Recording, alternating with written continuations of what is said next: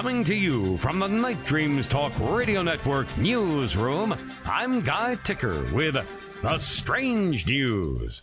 In 1961, a bizarre incident occurred in Eagle River, Wisconsin, USA. A local resident named Joe Simonton claimed that he had met an alien who gave him 4 pancakes. I'm Guy Ticker. The Strange News is brought to you by Night Dreams Talk Radio Network. Do you have a strange story? Contact us at nightdreamstalkradio.com. If you're not watching us live on YouTube, you're missing a lot. Please subscribe to our YouTube channel and become a Night Dreamer. Once again, it's Gary Anderson coming to you live. He is live, right? Okay. Live from the Night Dreams Talk Radio Studios, just in time for E.T. UFO month. And you know what that means. We're expecting to get some very interesting news about the possibility that relics from extraterrestrial technological civilizations might be near us. And you know Gary and his pals are going to make sure the hidden gets revealed. That's how this current quest got started.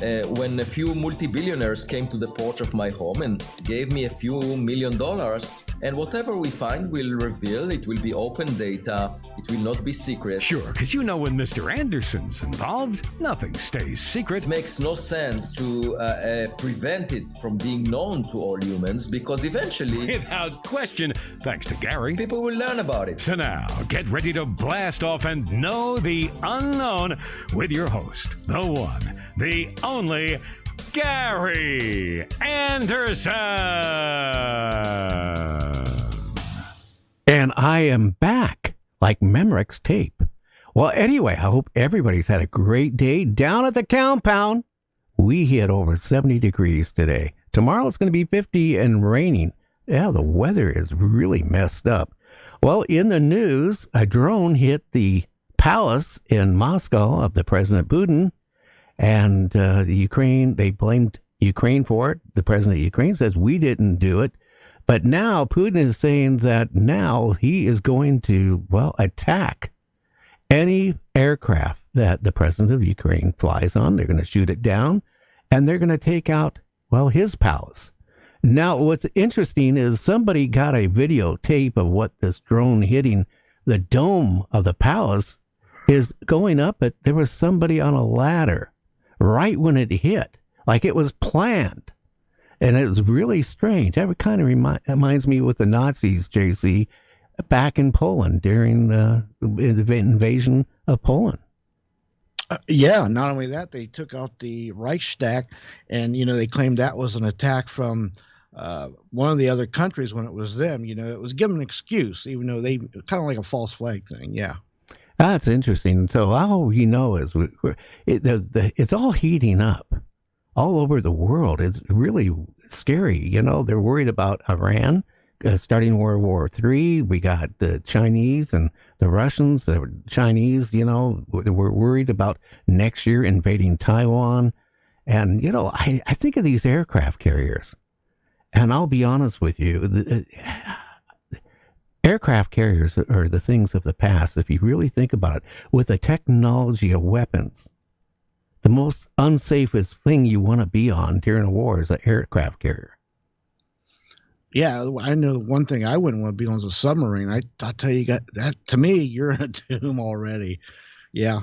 I tell you what, you put me in a small room, even in the studio, I get sweaty. I don't want to ride in under the water. Frankly, men aren't made to do that. No, and most of the time they're so deep, you're close to crush level, or you're going to die anyway if you're in the water out in the open because it's too deep. Yeah. Also on the moon, have you heard they found a metallic object on one side of the moon that spiraled into the moon? I heard something about that, and it kind of reminded me of that movie, 2001: Space Odyssey, or Part 2, or one of them, when they found that obelisk, that something. So it's weird. I'd like to hear more. I'd like to know more. Is the moon a satellite?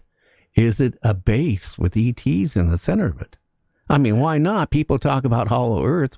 Well, the hollow moon. Who knows what's inside of it? Yeah, well, that's been one of the theories for years. Yeah, the Apollo astronauts, they dropped that piece of equipment off when they left there, and it hit the moon, and The lander or whatever it was. Yeah. yeah, and it rang like a bell for many hours. Yeah. Well, again, even our planet, they're discovering more things about our planet. And not to sound like Dr. I'm not even going to say who, but here's what is interesting, that, they're talking about the Earth inner core stopping. I have done a lot of research. What would happen if the inner core stopped and reversed? Right. Okay. Now, the coming from the government, they say, it's nothing going to happen. But if it stops and reverses, well, guess what? That would be end of life as we know it.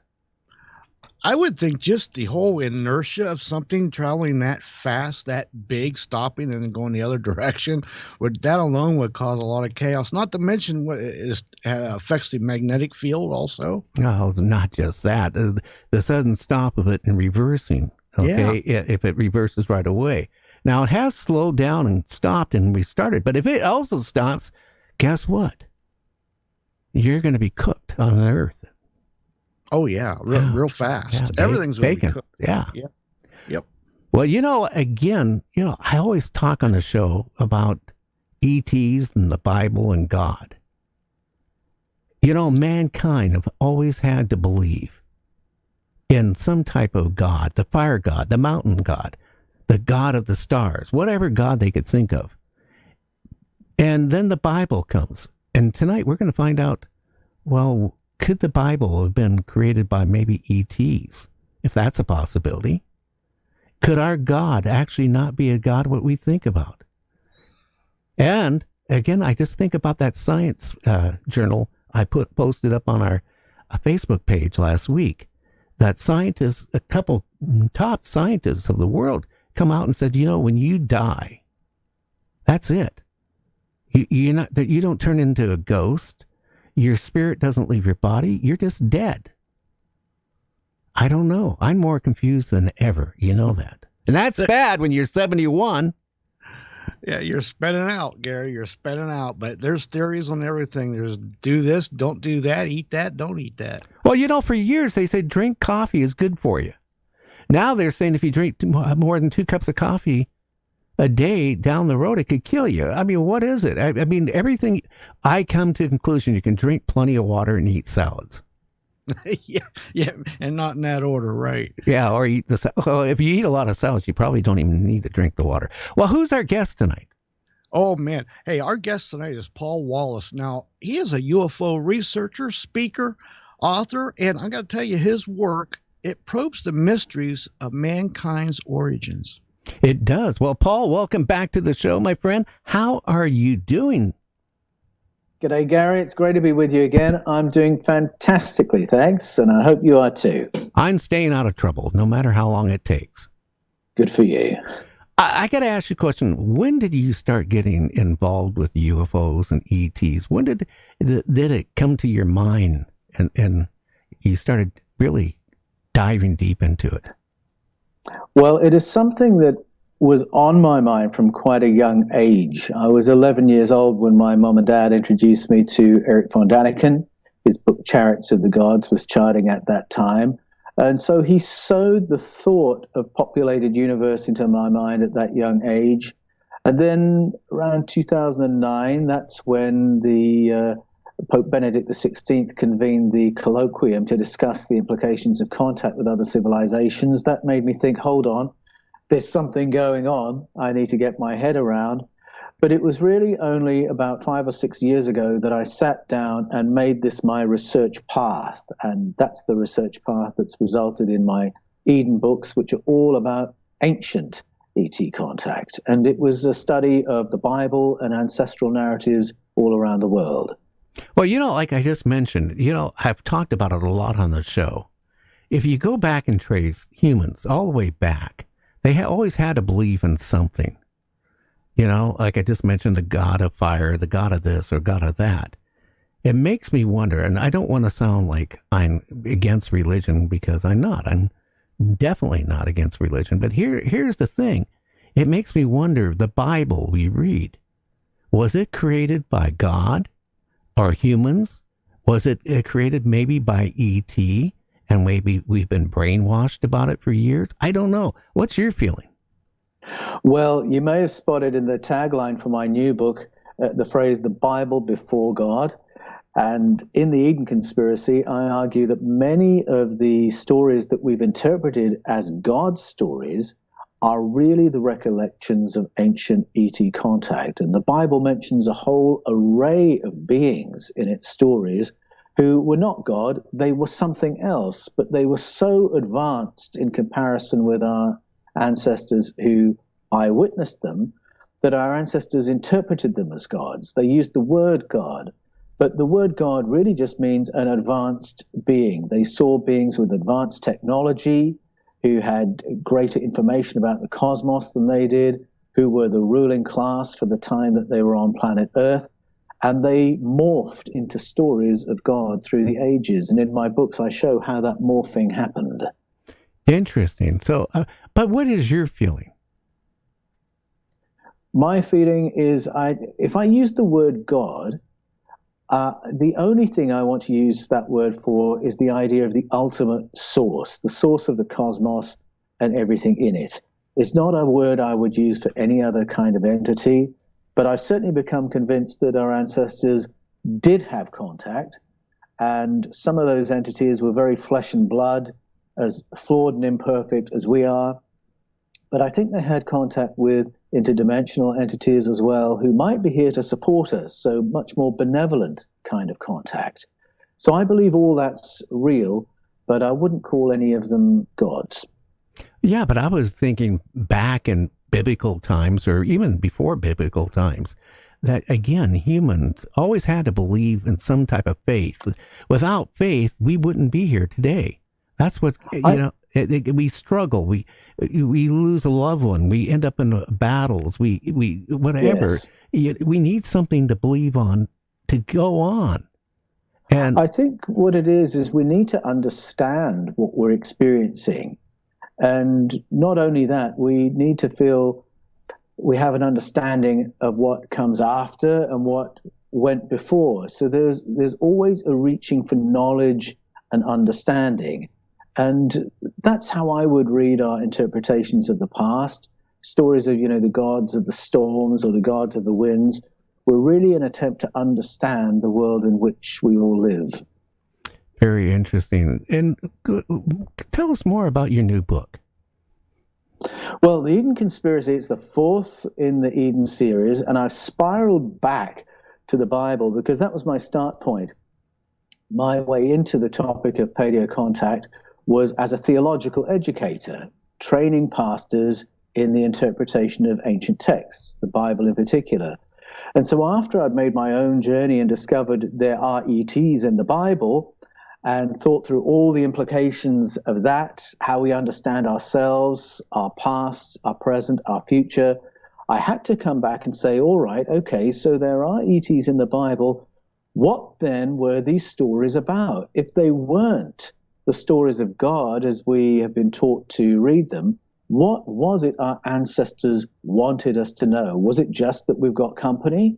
Or was there more? And in the Eden Conspiracy, I show that when you reread the Bible through the lens of paleo contact, our ancestors offered us a rich education into emotional intelligence, social progress, teaches about hidden hands in politics and economics, covert government, all these aspects of how the world works, our ancestors wanted us to know because they wanted us to have a better human experience than they did on planet Earth in the past. And it's like a full spectrum education that emerges when you go back and do the retranslation work. Interesting. Again, too, if E.T.s were visiting us, do you feel like they were visiting us like before the Sphinx was made, the pyramids? Did they help design those things? Did they build them? Did they give mankind that type of technology? Well, certainly there are many cultures around the world that speak about visitors from the stars coming and giving us tutelage in civil engineering alongside many other things. So the Babylonian story talks about they taught us how to do civil engineering, how to build cities, how to do sanitation, how to create money and legal systems.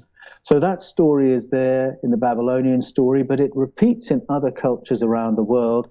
And the more I read, the more I think we're being told about a whole series of interventions through humanity's story. So an intervention about 10,000 years ago that enabled us to make the great leap forward and start farming and city building.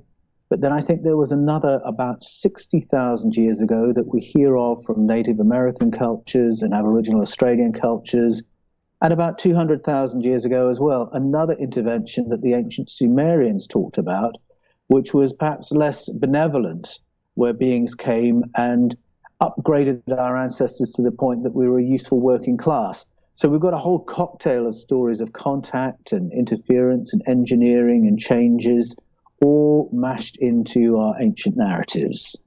Well, do you feel that they engineered humans at one point to create humans from something else and advance us? Yes, I mean, I hold to the theory of panspermia, which is that all life in the cosmos is related, that the genetic coding for biological conscious life is as much a part of the properties of the cosmos as light and the forces of gravity, so on and so forth. And whenever that coding lands in an hospitable environment, a planet with water, it produces forms of life similar to the ones we're familiar with here. So that means our visitors are relatives. And I think there have been many visitations that have not created us from scratch, but just modified the life that was on Earth, just tweaked us here and there to make us more advanced, and at one point to dumb us down a bit so we're more easily managed. That story arc repeats in cultures around the planet, and I've become convinced that that is not a coincidence, that it's not that all these different cultures have coincidentally dreamed up the same story. This is actually a cultural memory of traumatic moments in our development where there were these interventions from visitors. Now, could these visitors, if you go back to the Maya, Incas, and various civilizations, with them with gold, for example, could these entities actually created the humans, like our type of human, as slaves to work the mines to get the precious minerals off the earth? Yes, I do think that. I think there are quite a few clues that point that way. The Mayan story in the Popol Vuh from Guatemala is very open in the way it describes these visitors, who it describes as engineers. Those who engineer, they have a conversation and they say, let us make humans to do the work for us and bring us our food. So that's their story. And then I noticed in my biblical studies, there's this curious note in the stories around Eden telling us where the key mineral deposits are near Eden. And you read that and you think, why on earth would Adam and Eve need to know where the key mineral deposits were? Well, the hint is it was important to somebody else. And there is strong archaeological evidence for active mining in the southern cone of Africa about 200,000 years ago. Now, what's anomalous about that is that our ancestors were on the planet 200,000 years ago, looking very similar to us, but not as clever. Not clever enough to create a farm or build a city, but clever enough to work in someone else's mine. And the stories of the Sumerians, the stories they tell, do hint that that was what we were upgraded for at that time, to be a workforce, to work in the mines, with visitors who wanted the gold that was underneath the soil of southern Africa. And I've become convinced of that. Well, again, why would a race, a civilized race, want only to collect gold, for example? Why not pewter? Why not brass? Why not copper? But why did they go to the gold? So that tells me that it had to be something precious it was going to be used for. Yes, it's a really intriguing question, and there are theories out there. And I noticed in my own research path for the Eden conspiracy that the powerful ones referenced in the Bible, what they wanted their humans are four things: beef, lamb, virgin girls, and gold. And I couldn't help but recognize that these are the things that our ancestors had to provide to ancient rulers in the stories told by cultures around the world about dragons. That when they tell their ancient stories of dragons or feathered serpents, those are the things they all want: beef, lamb, virgin girls, gold.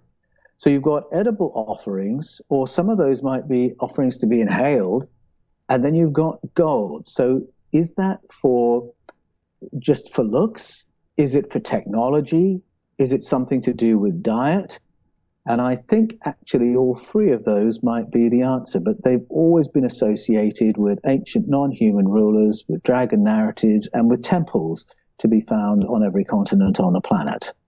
That is very interesting because you think about that and it just intrigues me, how they collected so much gold and what was the purpose for it, and not silver, like I said, or something other material. It was gold. No, very specific. Yeah, very specific. And the other thing is, it's really frustrating, is, you look at the pyramids. Who built the pyramids? Who built the Sphinx? Because the Sphinx is way older than the pyramids. And look at these civilizations that have come and gone. They had technology to do things that we can't even do to today. And then that society is like, there's no record of them. They're gone.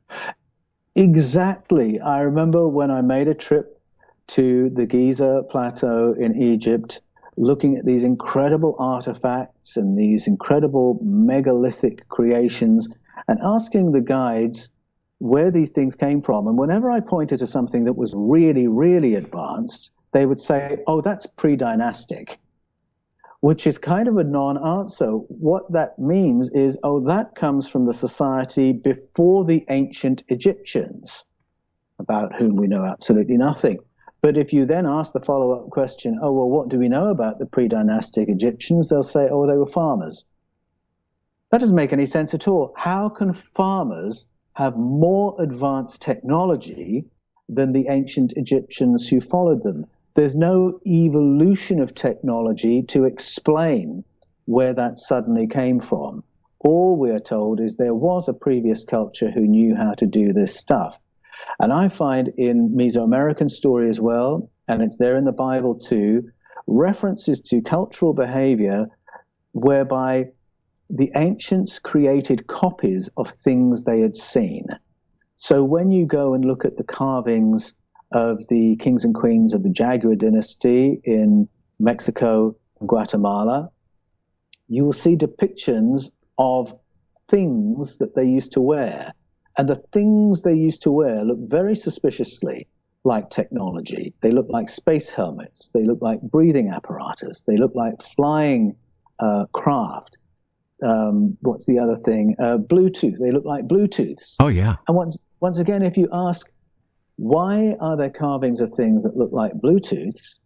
The guide will tell you, oh, well, that's what the kings and queens wore to make them look more advanced. Well, why would they think something like a Bluetooth makes you look more advanced? They were copying something.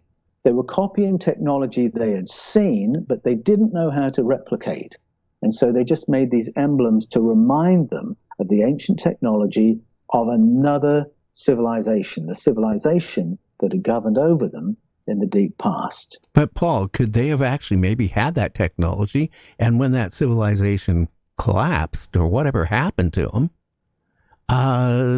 we lost that? Well, that's possible, but I think there's a clue in, say, the carvings of the Jaguar dynasty. When you get to the Bluetooth, to make that work, apparently, Queen Shuk had to do a bloodletting ceremony to induce a near-death state so that she was in an altered state of consciousness so that she could then achieve remote communication with the feathered serpents. Now, I don't know about you, but that's not how I use my Bluetooth. And I think it's a little clue that the Bluetooth Queen Shuk was wearing of the Jaguar dynasty wasn't a functional one. They had to do all these other shamanic things in order to establish remote communication, but they wore the thing that looked like the Bluetooth. So that's a little bit of a clue to me that the technology wasn't theirs and somehow it's been lost. It was technology they'd seen used by a prior civilization. And there's a similar kind of thing going on in the Bible where the ancient Israelites constructed things called the Urim and the Thummim that were intended for remote communication, but nobody knew what they were or really how to make them work. The priests didn't know, and then the writers who wrote about them didn't know. They just knew there was somehow a way of achieving remote communication with the powerful ones who used to live on the planet's surface. This is getting really heavy here tonight. We're going to take a break for the stations, and we'll be back with Paul, and we're going to dive deeper into it here on Night Dream. So stay tuned. We'll be right back. And, well, what can I say? From Paul Wallace, author of the best-selling trilogy Escaping from Eden, The Scars of Eden, and Echoes of Eden, comes The Eden Conspiracy, Ancient Memories of E.T. Contact and the Bible Before God. The Eden Conspiracy explores evidence of ancient E.T. contact in the Bible's deep past, along with forgotten secrets about human progress, political power, emotional intelligence, and human potential. The Eden Conspiracy will take you around the world, from Australia to Brazil, Guatemala, Mexico, Ghana, Kenya, Italy, Scotland, England, Israel, Palestine, and ancient Sumeria. Archaeological sites in the Levant reveal clues of ancient experiences of close encounters. Meet with world-class scholars and senior figures in military intelligence whose privileged information concerns the hidden layers of covert government in the deep past and in the present day. What was the Bible before it became a book about God? What was it our ancestors wanted us to know? Can we recover their wisdom and build a better future? Why was this layer of information translated out of the Bible? Who made the changes, and with what agenda? And what does any of this have to do with E.T.s? Erich Von Daniken, author of Chariots of the Gods, says, quote, "Paul Wallace is one of my best colleagues. Paul has a way of speaking that everyone can understand. I have full respect for him." Get your copy of The Eden Conspiracy by Paul Wallace, available now at Amazon in paperback or on Kindle, and leave a review to join the conversation. The Eden Conspiracy. Captain Paul Watson was a co-founder of the Greenpeace Foundation in 1972 and the founder of Sea Shepherd in 1977. In 2022, he was forced out of Sea Shepherd in a hostile takeover. So, he established the Captain Paul Watson Foundation to carry on the work they've been doing for half a century with the specific strategy of aggressive non-violence, which means aggressive intervention without killing or injuring anyone. They took the name he created and the logos he designed, but they couldn't take away his life's mission. The foundation will carry on. This summer, with their new ship, the John Paul DeJoria, they intend to intervene against the Icelandic slaughter of endangered fin whales. And in 2024, they plan to be in the Southern Ocean Whale Sanctuary to stop the return of Japanese whalers who will be defying the International Court of Justice. They have one ship, but they need two more. Please visit paulwatsonfoundation.org to become a monthly donor. By becoming a monthly donor, you can help grow their Navy and help save our oceans. We don't survive on this planet with dead oceans. If the oceans die, we die. Please visit now, www.paulwatsonfoundation.org.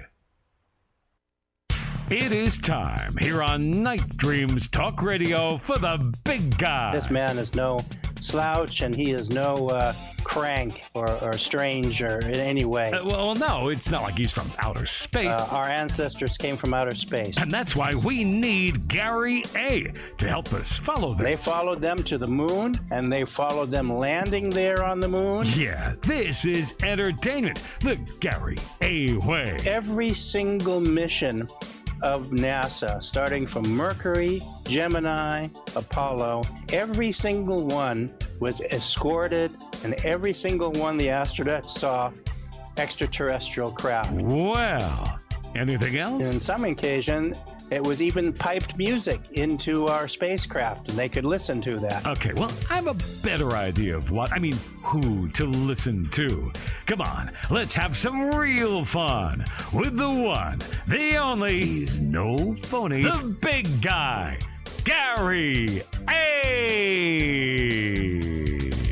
And we are back with Paul Lawson. We're talking about the Bible and, well, E.T.s and what all of it merges together and stuff like that. But here's the thing. We had this technology. What do you think could have happened to all these, the Mayas, the Incas, whoever built the pyramids, whoever built the Sphinx, all these, and Atlantis? They're saying now they might have, well, they're always saying they maybe found out where Atlantis might have been. But, what happened to these? I think a combination of things happened to the technology that we hear about in these ancient stories. And it's one of the reasons I believe the technology belonged to our visitors rather than to our ancestors. I think our visitors came with high tech that people memorialized, and then they took it home with them, for the most part. However, I do think that certain artifacts through the ages have been found, have been retrieved. I'd be fascinated to see, for instance, what was sequestered from Central and South America at the time of the Portuguese and Spanish invasions, and that might now be in the Vatican Library or the libraries of Royal Libraries of Portugal and Spain. But more recently, there was a really interesting moment that I think had to do with the retrieval of ancient tech. And it overlapped with the Allies' incursion into Iraq in 2003. And within days of Allied forces going into Iraq at that time, there was a militarily guided archaeological mission to retrieve the sarcophagus of Gilgamesh. Now, I knew about that mission because it had been sort of announced in public. Jörg Fassbinder was the archaeologist who had used soil magnetization to identify that site. It was an important one because it gave us an opportunity to scientifically test the Sumerian stories of ancient E.T.s as to whether it was fact or fiction. But it wasn't the only archaeological mission going on.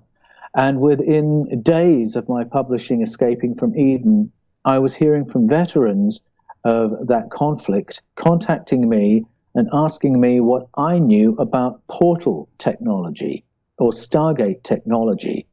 Because they had gone in, they'd been part of the Allied forces. They thought they were there on one particular mission to retrieve weapons of mass destruction, to save the Kurds, to save the Iraqis, and then they found their particular unit was there to do archaeology.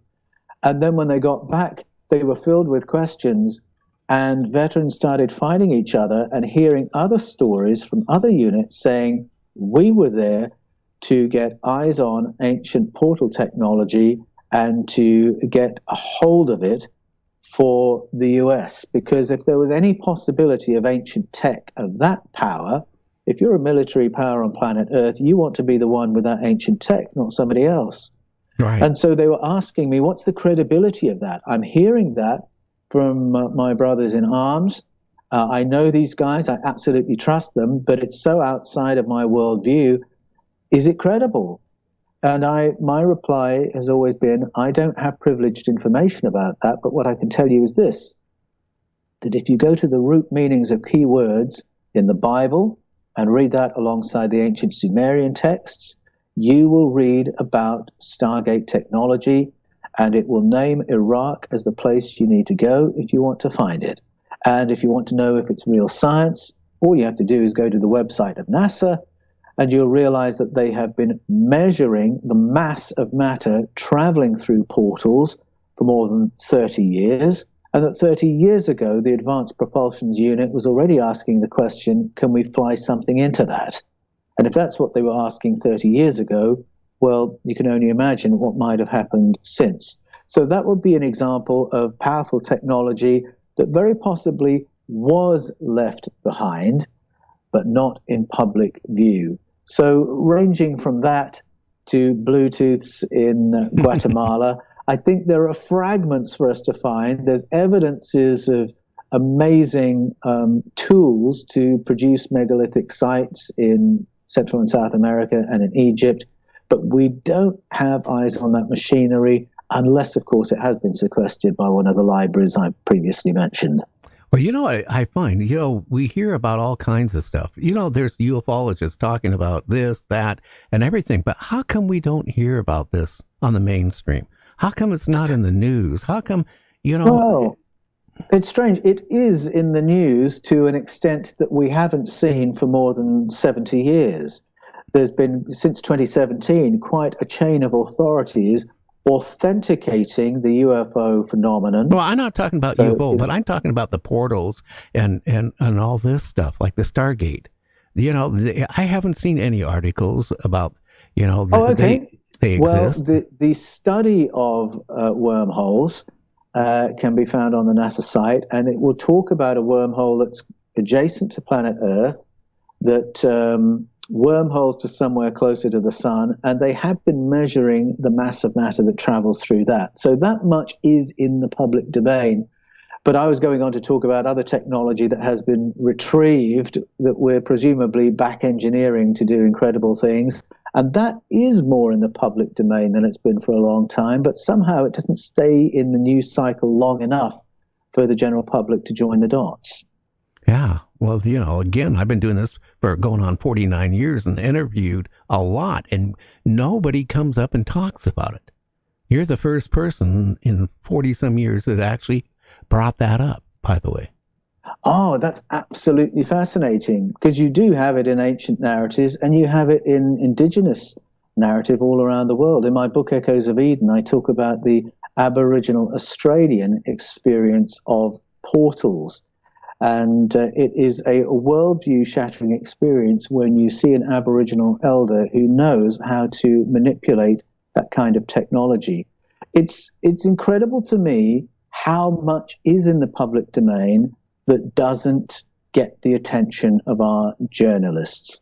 And I think, going back to what we were just talking about, when we've heard from people as credible as Hayem Eshed, the Brigadier General who for 27 years was the chief of Israel's space security program, when we hear from somebody of that credibility saying we have been in contact for a long time with many visiting ET demographics, why haven't there been a dozen documentaries made about him and his information? Because it was his job to know that. Why haven't there been documentaries about him, Dmitry Medvedev, the Russian prime minister who said on microphone, we're already in contact with a number of ET demographics? Why haven't we had interviews with Alain Juillet, the former chief of French intelligence, talking about the USA's units that investigate technology retrieved from UFO crashes? It's all out there, but it just doesn't seem to get traction in terms of the interest of our journalists or our mainstream media. And that's the frustrating thing. That's why I love to keep shining light on these things that can be confirmed with a quick Google search. You can find who these people are and what they've been saying, and then it's just left to the public to join the dots. But I wish our journalists would pick this up and really run with it. I wish they would. I also am frustrated, changing the subject a little bit. They had 2 weeks ago or so another hearing with the Congress, about Yes. E.T.s. And I had so many people say, oh, we're finally going to get some information. They came back and they said there's no off-world E.T.s. No, nothing. Nothing. There's no proof that we're being visited by off-world at all. And I feel like if you have watched every time that they have televised these things, It's like a circus. I mean, they're Yes. spreading disinformation like you wouldn't believe. All of a sudden, these people Well, they bring on, the knowledge base is like nothing. yes, exactly. I mean, I think what we're seeing is a real push and pull in the world of military intelligence, in the world of intelligence. These are communities of people. And in those communities, there are some who want more disclosure and some who want less. And so we had started with the Senate briefings and the Senate briefing paper. And we were expecting, because there had been an acknowledgement that there was 70 years worth of research that we needed to come up to speed with, we were expecting a briefing on 70 years, except that the remit of that paper was so slim that we ended up with 7 pieces of paper and a 2-page appendix. And people were very angry about that because, well, where's the non-military data? This is only accounts of close encounters officially reported by US defense. What about the civilian accounts? What about other countries' accounts? What about the international incidents? What about all the other units that have had a hands-on in investigating these things? Nothing, just 7 pages, 2 pages of appendix. And it seemed like an absolute whitewash, except even in that paper, there was an acknowledgement, 2 important things, that every 6 weeks, US defense activity is interfered with by UFOs. That's just in the last 17 years, and that's just US defense. Every 6 weeks. That's quite a high rate of frequency. And that paper said there was 0 evidence that this was the technology of foreign powers or black ops at home. 0 evidence that this was terrestrial technology. So now for Congress to say 0 evidence that it's anything else is it's a joke. But it's part of the push and pull of some wanting more disclosure and some wanting less. But there's more that's been authenticated now than we've seen really since 1947 with the National Security Act that ultimately classified all official research into UFOs and ET contact. Are they scared that the population wouldn't be able to handle the truth? I think it's almost the other way around, that they're wanting to inoculate the public. They're wanting there to be enough leakage of information, a kind of soft disclosure, so that if all of a sudden it became blindingly obvious that we're in contact, 70% of us would have already joined the dots and said, yes, I'm not surprised, I'd already worked that out. I think it's more that what's happening is almost an insurance against full disclosure, enough habituation that these stories stop shocking us. That's, what they come out with something and then they come out with something again that contradicts itself and all that. I got to ask you a question. Do I have to buy my own barbecue sauce? I mean, here's the thing. Humans, we're a warrior race. That's a given fact. Now, again, just because there's life out there, it could be far advanced, they could still have warrior traits, just like we do. So, I mean, what I'm saying is, like a lot of people ask me all the time, do these E.T.s, whatever they are they lovable towards humans and give off orbs? Or is it something we need to maybe be worried about? Well, looking in the Bible, I find a very interesting phrase that the ancient Israelites used to describe contact. They referred to something called the Tseva Hashemayim, and that means the sky armies, the airborne armies. So that strongly suggests beings turning up with very impressive and scary-looking tech and possibly advanced weaponry. And when you go to the book of Ezekiel, there's an example of that advanced weaponry being used against human populations. But that's not the whole story, because in the array of the Tseva Hashemayim are other beings who are not warlike, who are not here to exploit us or terrorize us. And so we have the stories of Asherah, who was probably the most popular ancient advanced being commemorated by the ancient Israelites all through the Levant, all through Judea. Almost every household would have a little carving of Asherah, the female being who came and helped our ancestors to become farmers and city builders. The Philistines had a very similar story of Dagon, a reptilian amphibious being who came and taught their ancestors farming and city building. So I think we've got a real spectrum of visitors with a whole spectrum of agendas. We've got those who come because they love humanity, want to support us and help us forward. Those who come because they want the gold and they're going to exploit us. And then we've got others, also referenced in the Bible in Genesis 6, who come because they want what we have in their gene pool. And that's the background to the world's canon of abduction narratives. What do you feel about abductions? Do you feel that people are being actually abducted? Yes, I do. It's something that people struggle to take seriously if they haven't had an experience themselves. Usually when we hear an abduction story today, we'll think that person needs to up their medication, or maybe they got $50 from the National Enquirer. But this is really to disrespect a narrative that is thousands of years old. You can go to any culture, anywhere on the planet, and they will have an abduction narrative that says we've got company on this planet and that people go missing from time to time because they're being used for hybridization. Now, I've got ancestry in Ghana, and that tradition is called the Mamiwata tradition. And I'm closely connected with two people who experienced abduction, where they were taken for 3 years, and they came back altered by the experience. They took a long time to own up to where they'd been, what the story was, and the story they came out with wasn't one that was going to help them get a better job or make their family love them any more. Quite the opposite. They shared these stories of being used for abduction and then returned. It's the same pattern of story you can find all around the world. And when people tell stories that they know are going to make them sound ridiculous, that are going to make their life more challenging rather than helping them, that's a reason to listen with an open ear and listen with respect.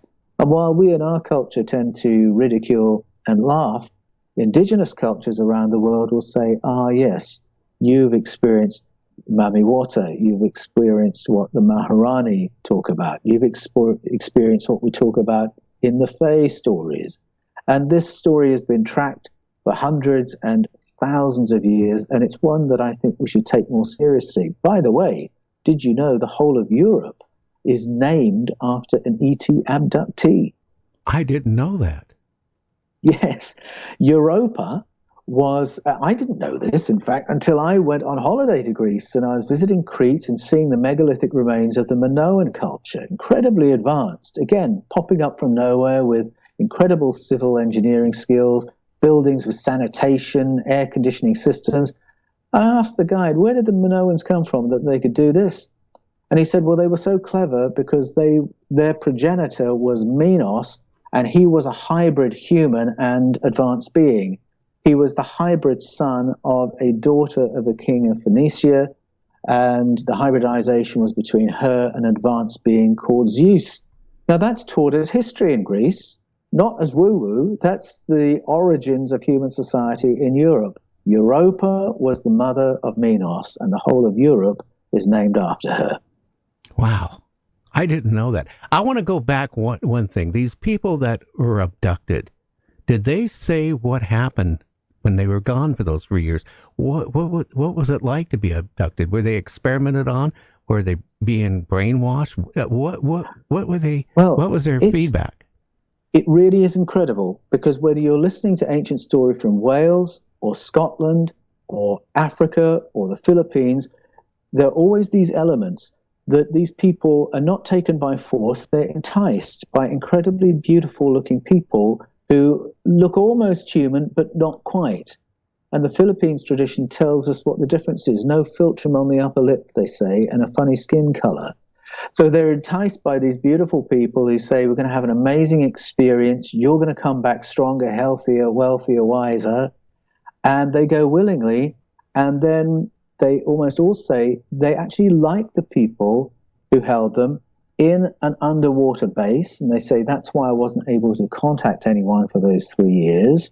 They treated me very kindly, other than the fact that I couldn't leave and that I was required to have children while I was there, or to sire children while I was there. It's such an unlikely story, and then they get returned. So it's nothing like any pattern of human behavior we know about. And every single detail of that story repeats in every cultural telling around the planet. Maybe there's a race of E.T.s out there that their population is decreasing and they have to, enhance their population by they have to abducting enhance women. their gene pool. I think that's one possible answer, but I think there's something quite special about Homo sapiens that's very attractive to some of our neighbors. That's the biblical version in Genesis 6.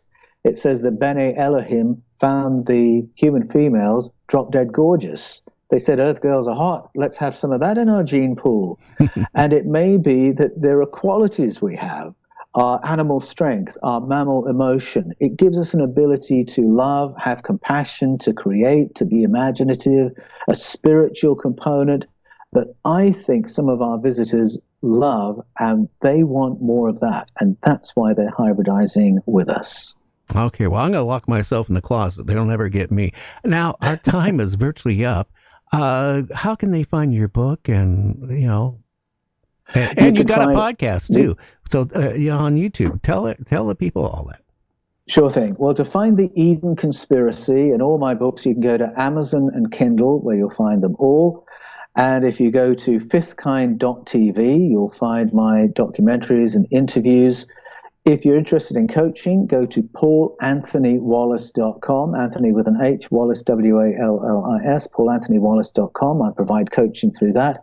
And I'm in the comments every day on the Paul Wallace channel on YouTube and the Fifth Kind TV on YouTube. You can get into conversation with me there, and I'll keep an eye open for you. Well, Paul, again, I want to thank you for coming back on the show. You know what's going to happen when I go to bed tonight. All this is going to be in my head again.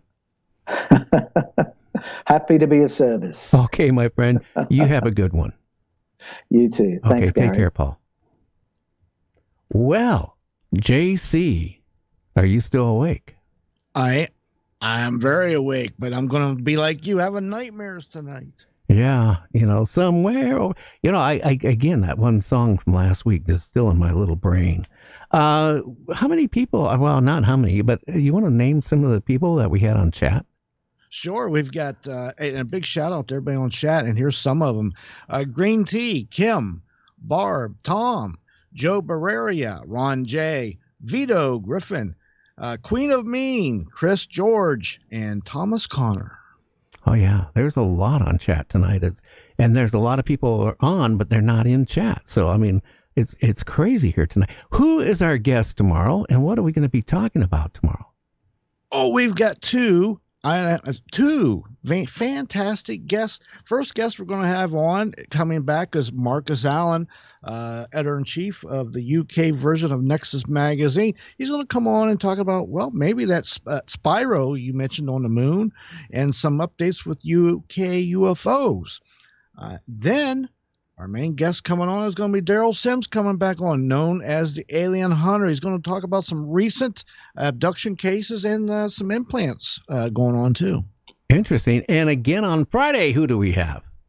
Friday, we got William Werber coming on. Now, listen, he's going to tell us about, UFOs and the military cover-up and what has been going on with that for Lord knows how long.